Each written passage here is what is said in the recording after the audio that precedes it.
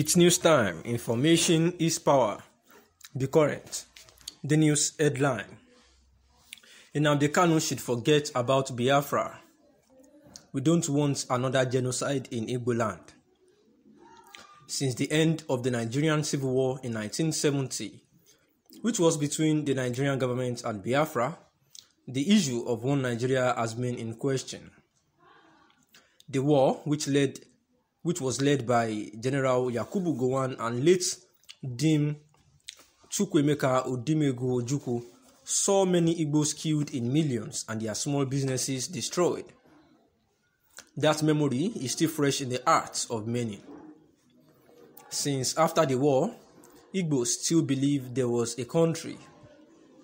It is true that Igbos are marginalized since the war ended. They look like aliens in Nigeria.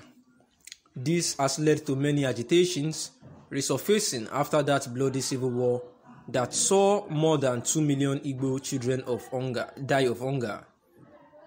The likes of Chief Ralph Uwazuruike reinforced that agitation with Ojukwu when the movement for the actualization of sovereign state of Biafra Masob was formed to still remind the Nigerian government that the war may still be over, but Biafra is still a reality.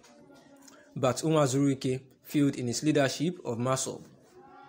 He was alleged to have at many occasions betrayed the cause he has been fighting by extorting members and at the same time having a monetary understanding with different governments anytime he was engaged.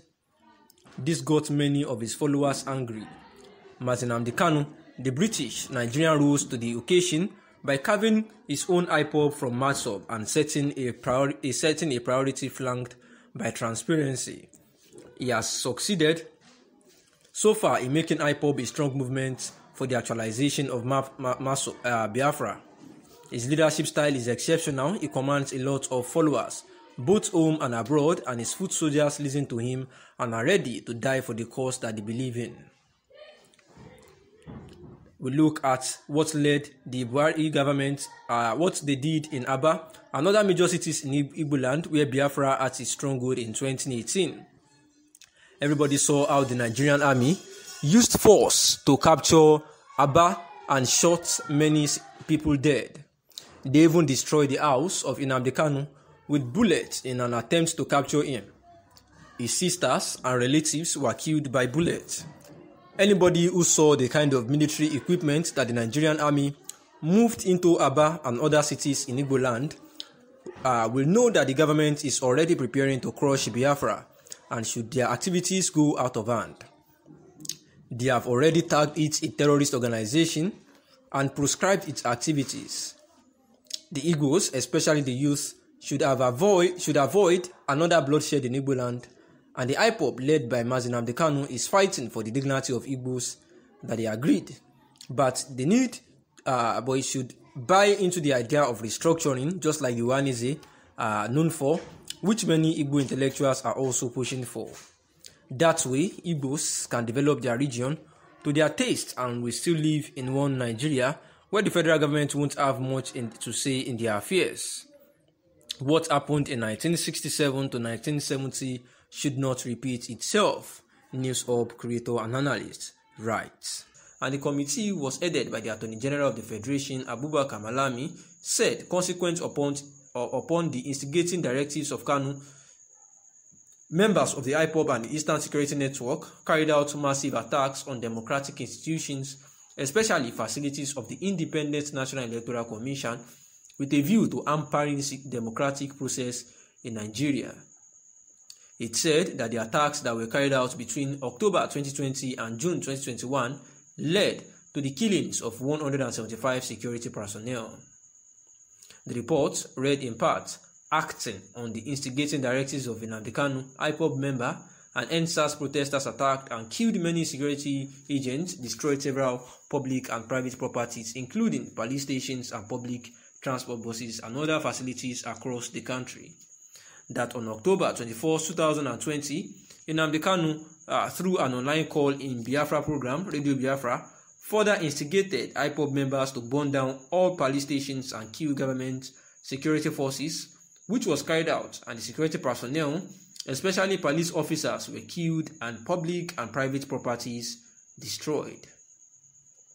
Abubakar Malami further says that 175 security personnel were killed by the indigenous people of Biafra (ESN), comprising 128 policemen, 37 military personnel, and 10 other security operatives.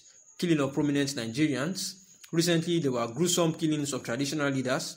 Obi-Wan of Okudo Autonomous Community, Eze-I and Yokuchuku Dureburu, and Eze Samson Osunwa of Inhebiunwere Autonomous Community, as well as killing of Dr. Chike Akunyili and 8 others, as well as the killing of Alhaji Ahmad Gulak on Monday 30th, 2021.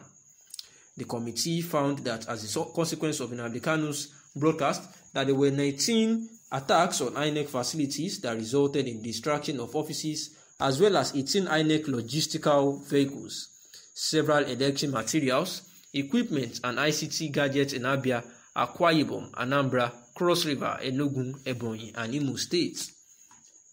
The Presidential Committee stated that 164 police stations and formations, including police headquarters Owerri, Imo State, were attacked by IPOB ESN, leading to the death of 128 policemen, while 144 were injured and 628 vehicles were destroyed.